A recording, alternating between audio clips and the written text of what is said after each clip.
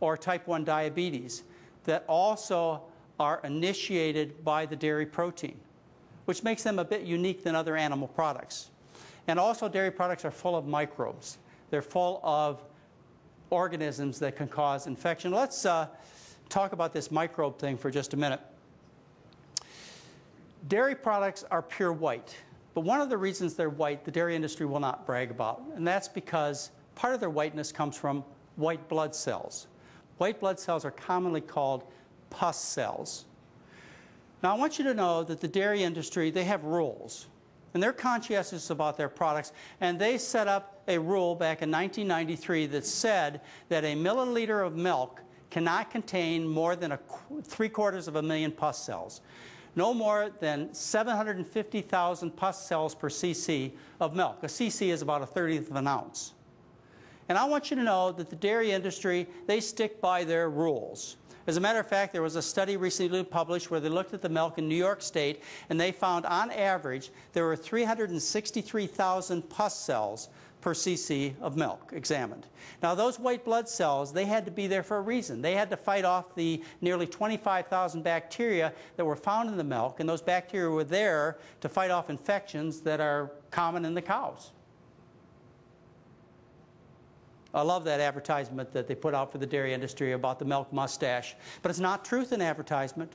If it was truth in advertisement, they'd have that mustache properly labeled. They'd say this milk mustache, it contains 250,000 pus cells and about 25,000 bacteria. You think you'll find a movie star or other personality carry a milk mustache with that particular labeling on it? I don't think so. Dairy products were the most often recalled food product by the FDA between October of 1993 and September of 1998.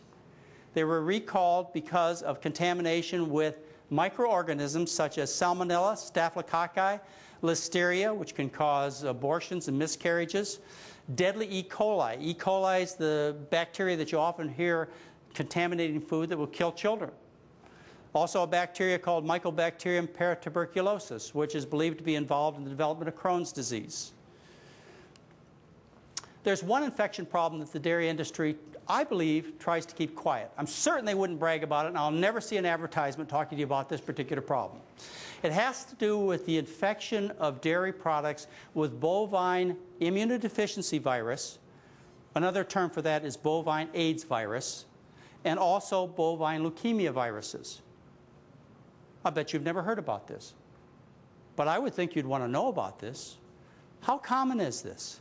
Well, in the United States, results showed an average of 40% of beef herds and 64% of dairy herds are infected with bovine AIDS virus. Right now, in the United States of America, 9 out of 10 herds are infected with bovine leukemia viruses. In other words, you can pretty much plan, if you serve a glass of milk or any other dairy product, you can pretty much plan that they're going to be infected with these bovine AIDS and bovine leukemia viruses because they take milk from various herds and they mix them up in vats, and then these vats of milk from thousands of different cows go on to make the dairy products. Virtually all of the dairy products are infected. Now in Canada, the rate is 70%. Argentina, the rate of infection is 84% for bovine leukemia viruses. When you look around the world, when you find countries that depend upon dairy and beef cattle for their economy, you will find very high infection rates. This has changed in one particular country. Finland started 30 years ago an eradication program, and just last year, Finland announced that it has eradicated bovine leukemia viruses from its herd. So there are some parts of the world, there are some governments, there are some researchers involved in making rules that really take this problem seriously. 30 years of effort, and they finally cleaned up the dairy foods in Finland. Herds infected with bovine immunodeficiency virus are usually infected with bovine leukemia viruses. Now you might ask, how do these animals get infected?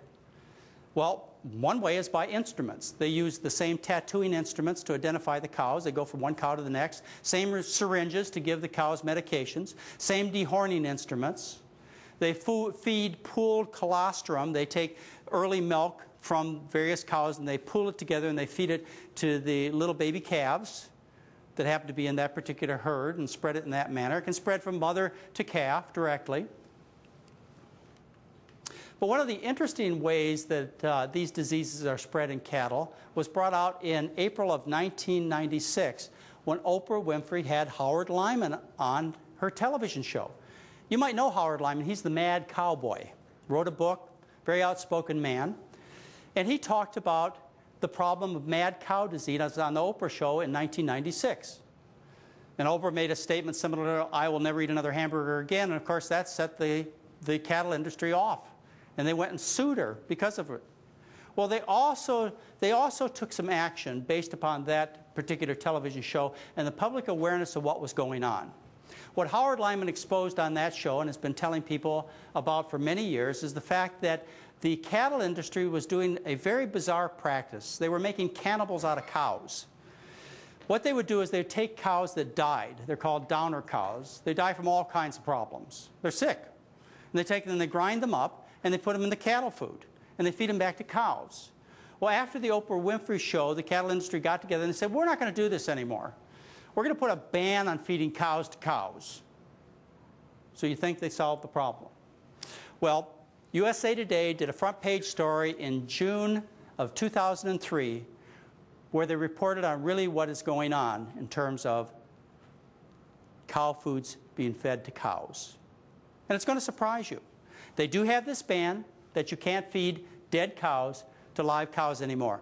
But you can still feed dead cows to chickens and pigs. Yes. Now, when chickens and pigs, they eat this dead cow food, which they process and they put in pellets and other forms to feed to the chickens and pigs. What happens is the chickens and pigs, they chew on this food and they don't chew it up completely. They drop parts of it onto the floor. And then some of that cow, that dead cow food, goes through the chicken and pigs and ends up being excreted onto the cow floor, partially undigested. And now what they do is they take the droppings from the chicken floor and the pig floor and they compress them into tablets that they are now allowed to feed to the cows. And then there's the waste plate exemption. You know, you can't go wasting things when it comes to food. After all, there could be starving people around the world.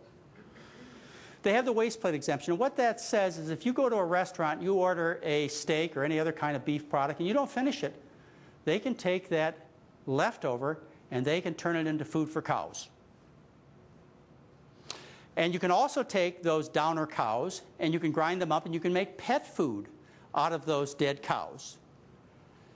Well, there are some unethical farmers that actually go and buy pet food and feed the pet food to their cows. So in that way, dead, sick cows get back into the cow food chain.